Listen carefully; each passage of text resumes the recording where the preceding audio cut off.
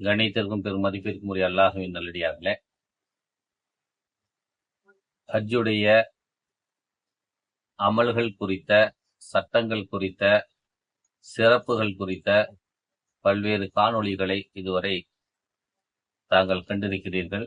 அதனுடைய தொடர்ச்சியாக இன்று துல்ஹஜ் பிறை 10 அன்று மினாவில் முடி வெட்டுவது அல்லது மொட்டையடிப்பது சம்பந்தமான தகவல்களை இன்று நான் உங்களுக்கு சொல்ல போகிறேன்.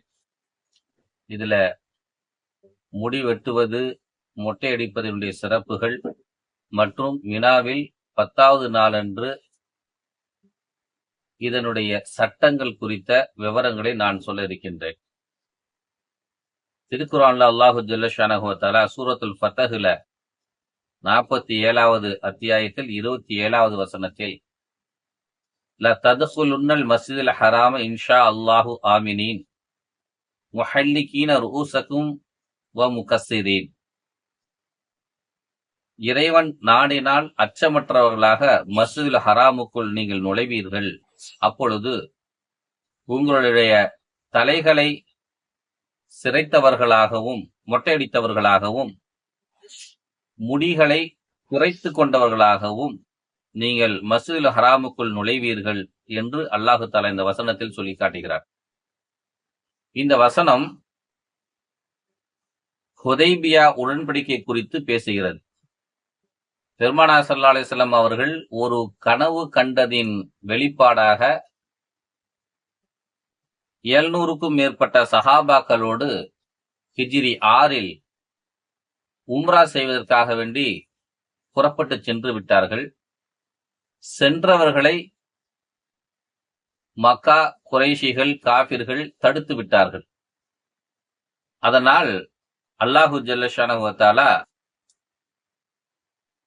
நீங்கள் இங்கு வந்ததற்கு உள்ளே சென்று மக்காவிற்குள்ளே சென்று உம்ரா செய்ய முடியாவிட்டாலும் நீங்கள் மொட்டையடித்துக் கொள்ளுங்கள், முடியை குறைத்துக் கொள்ளுங்கள், நீங்கள் ஒரு உம்ரா செய்த நன்மையை பெற்று விடுவீர்கள் என்று அல்லாஹு தஆலா சொன்ன வாக்கின் அடிப்படையில் சஹாபாக்கள் அனைவரும் அங்கேயே முடிகளை குறைத்து கொண்டு வெட்டி கொண்டு திரும்ப மதீனாவிற்கு வந்து விட்டதாக இந்த வரலாறு சொல்லுகிறது. இந்த வசனத்தின் அடிப்படையில் நம்ம பார்த்தோம்னா திருக்குர்ஆன்ல மொட்டை அடிப்பதற்கான ஆதாரம் இருக்கிறது, முடியை குறைப்பதற்கான ஆதாரம் இருக்கிறது.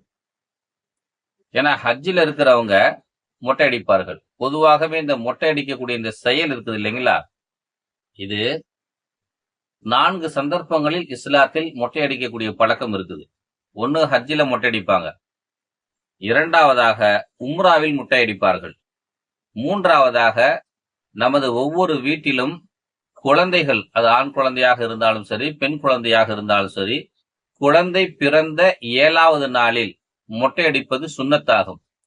அதற்காக வேண்டி அகீகா எல்லாம் கொடுப்பார்கள். 4வதாக ஒரு மாற்று மத சகோதரர் இஸ்லாத்தில் இணைந்தால் அவர் மொட்டையடிப்பார். இந்த 4 நிலைகளில் மொட்டையடிப்பதை இஸ்லாம் வரவேற்றிருக்கிறது. ஒரு இடத்துல கடமையாக ஆக்கியிருக்கிறது, ஹஜ்ஜில, உம்ராவெல்லாம் கடமையாக இருக்கிறது.